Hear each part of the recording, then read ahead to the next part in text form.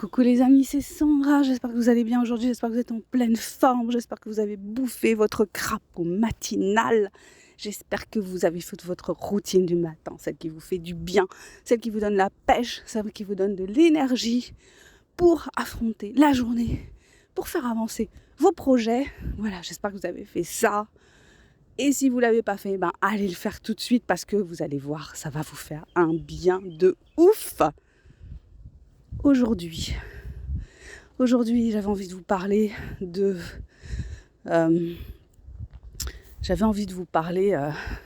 du fait...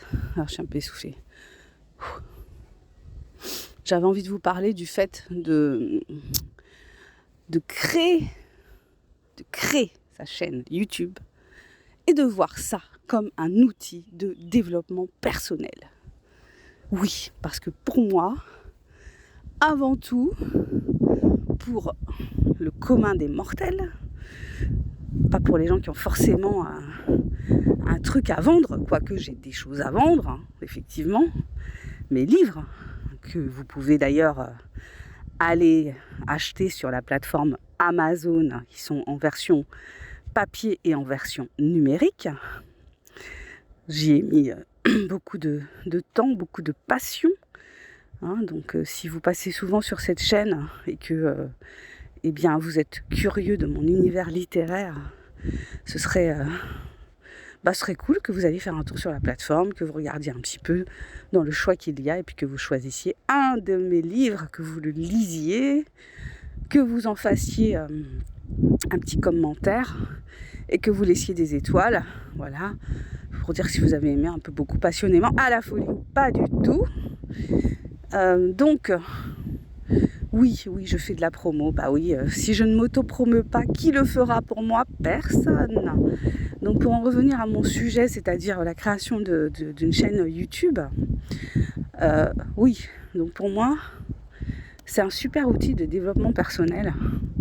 Donc, j'en ai déjà parlé sur ma chaîne, mais c'est vrai que je me répète. Je me répète souvent, donc c'est comme ça, il faut, vous êtes là, vous aurez écouté peut-être un petit bout d'une vidéo ou un petit bout d'une autre, donc c'est pas très grave que je me répète en fait. La chaîne YouTube, un outil de développement personnel. Pourquoi ? Parce que c'est quelque chose qui fait que on s'expose. On s'expose petit à petit, on s'expose à son rythme, on se met face à ce qu'on suppose être, qui va être de la critique, et puis on se prépare beaucoup, on se prépare au négatif. Puis les 3/4 du temps, je vais vous dire franchement, on a plutôt du positif. Au début, il y aura très peu de gens qui regarderont. Après, il y aura plus de monde, peut-être. Après, en fonction de ce que vous proposez, en fonction de votre investissement, en fonction de la qualité de vos vidéos, en fonction de votre capacité à faire du marketing pour votre chaîne, en fonction de votre capacité à attirer du monde. Enfin, il y a plein de facteurs qui rentrent en jeu, de facteurs individuels, de facteurs de l'art de faire du marketing, de faire son auto-promo d'ailleurs. Voilà, ces facteurs-là, c'est de ces facteurs-là que dépendront votre audience et le fait que votre audience grandisse ou pas. Mais voilà, en dehors du fait d'avoir une audience, moi je vois ça beaucoup comme un outil de partage déjà. C'est-à-dire, des fois on a des trucs à dire qui nous intéressent, des choses qui nous intéressent vraiment de manière intense. Mais dans notre entourage, on n'a pas forcément des gens qui s'intéressent à ce sujet-là. Donc la chaîne YouTube, ça peut être un moyen justement d'entrer en relation avec des gens qui vont s'intéresser au même sujet que nous, dans lesquels on va trouver un écho. Donc ça peut être ça le but. Voilà. Après, on peut avoir des idées particulières et voir aussi que ça peut être compliqué de partager ces idées avec notre entourage. Et puis on n'a pas forcément envie de les saouler avec ce que l'on pense. On n'a pas forcément envie de rentrer en conflit. Mais on a envie d'avoir une tribune où on peut exercer sa liberté d'expression dans la mesure où les GAFAM nous laissent nous exprimer, parce qu'il y a une énorme censure dans les GAFAM. Voilà, même pour des chaînes pas très grosses comme la mienne, et ben, y a de la censure qui s'exerce. Il y a des sujets, surtout ces 4 dernières années, il y a des sujets qui ne sont pas des sujets d'incitation à la haine, qui ne sont pas des sujets d'incitation à la violence, qui ne sont pas des sujets a priori sensibles, enfin, dans le sens qu'on devrait pouvoir s'exprimer là-dessus, et on ne peut pas s'exprimer là-dessus parce que y a une censure qui s'exerce, parce qu'il y a des enjeux financiers. Donc quand il y a des enjeux financiers, on te dit de fermer ta gueule en fait sur les réseaux sociaux. Donc il faut le savoir, il faut faire avec. Soit on l'accepte, soit on l'accepte pas. Donc si on l'accepte pas, on va porter sa parole ailleurs. Hein. Mais voilà, ça fait partie du jeu. Après, évidemment, comme je disais, on peut être confronté à de l'agressivité de la part de certaines personnes qui vont commenter de manière agressive, surtout quand on attaque certains sujets. Moi, je l'ai vu sur par exemple le racisme, quand j'avais fait une vidéo où je faisais une chronique d'un livre qui s'appelle Le racisme est un problème de blanc. Enfin, c'est la traduction, c'est le titre qui a été donné en français, je me souviens plus du titre en anglais. Mais bon, voilà. Sur cette vidéo-là, j'ai commencé à avoir des commentaires un petit peu violents. Donc du coup, j'ai bloqué les commentaires. Je ne suis pas là pour me faire agresser. Voilà, je suis pas là pour servir de punching ball en fait. On vient pas là pour servir de punching ball, mais pour partager une vision du monde, pour évoluer, pour grandir, pour peut-être apporter une parole qui va soutenir certaines personnes, qui va faire du bien. Voilà, des fois j'ai reçu des commentaires comme ça de personnes qui partageaient le fait que ce que je partageais leur faisait du bien, les aidait à tenir le coup. Donc ça c'est important. Bon, après souvent le commun des mortels ne passe, mais ne met pas de pouce, ne met pas de commentaires. Voilà, on sait juste que il y a des gens qui sont passés, on sait pas trop ce qu'ils ont pensé de ce qu'on a fait, mais c'est pas grave en fait, c'est pas ça le souci. Donc pour revenir à cette idée de chaîne qui t'aide à évoluer, à grandir, qui t'aide à prendre confiance. Je pense que tenir une chaîne comme ça aide beaucoup à prendre confiance. À prendre confiance dans sa parole, à libérer sa parole, c'est-à-dire quand on se montre, ça aide à se réconcilier avec son image. Pas totalement malheureusement, quand je me vois, je suis pas toujours en amour avec moi-même.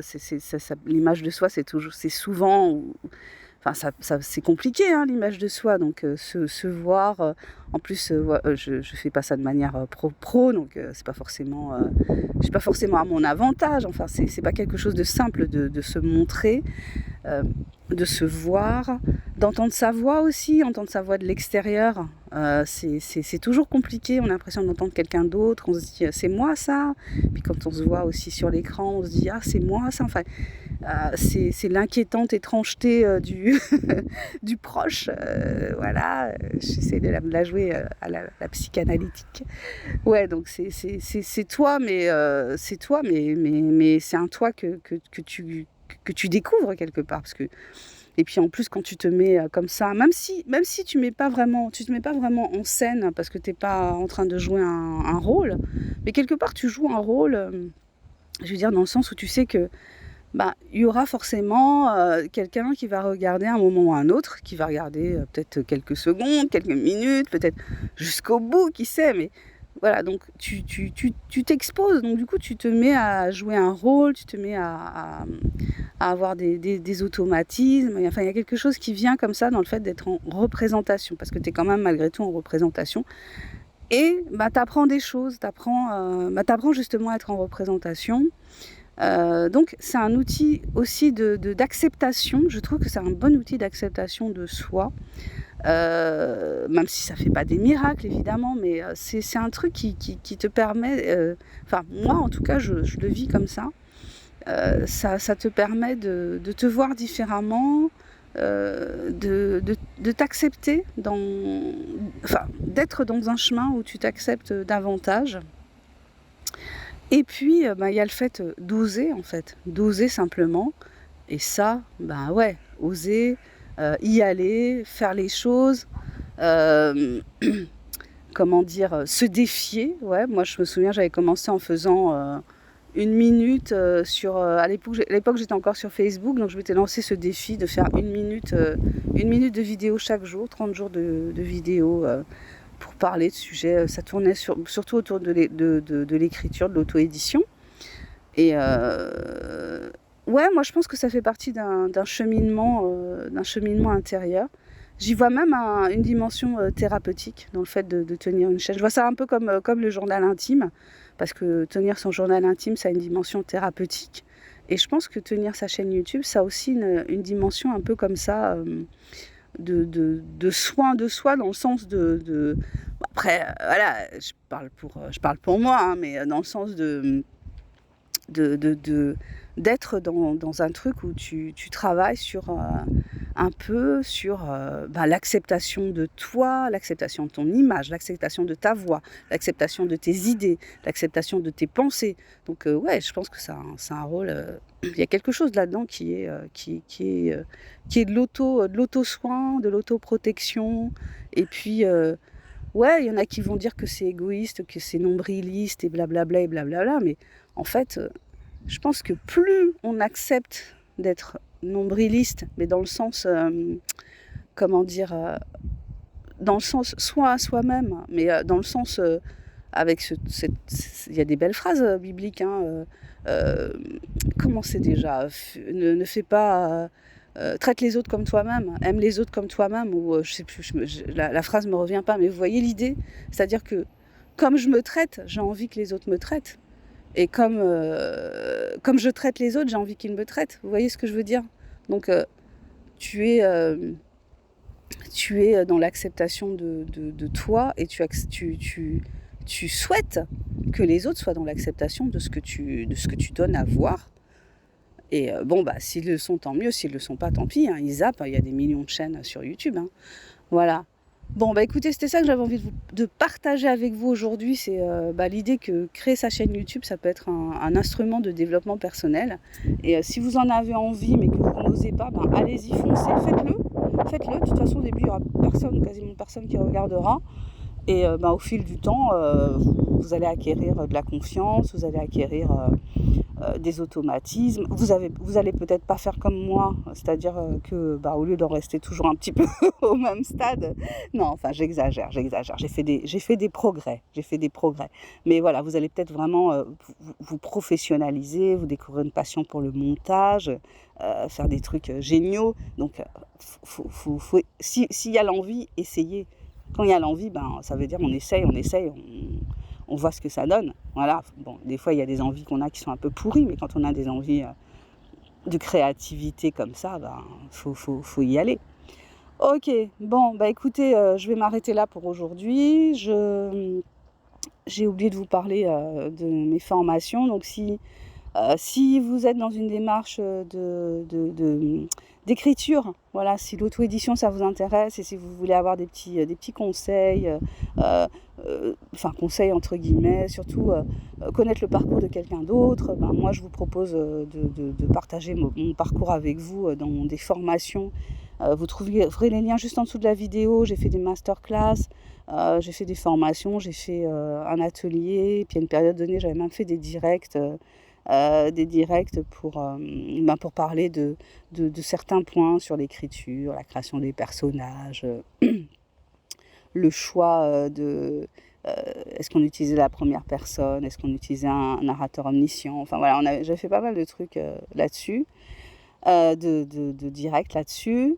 Et puis troisième chose, actuellement je démarre une activité dans le domaine du coaching. Donc j'accompagne des personnes qui souffrent de troubles du comportement alimentaire, des personnes qui souffrent d'obésité ou bien simplement qui souhaitent prendre ou perdre du poids et qui sentent bien qu'ils ont un rapport particulier avec la nourriture, avec le côté addictif de la nourriture, le côté affectif, voilà, de la nourriture et qui ont envie de travailler sur ça avec moi, eh ben, n'hésitez pas, contactez-moi, vous avez mon mail juste en dessous de la vidéo. Je vous embrasse, je vous souhaite un super week-end et on se retrouve demain pour le prochain partage. Bisous bisous, bye bye.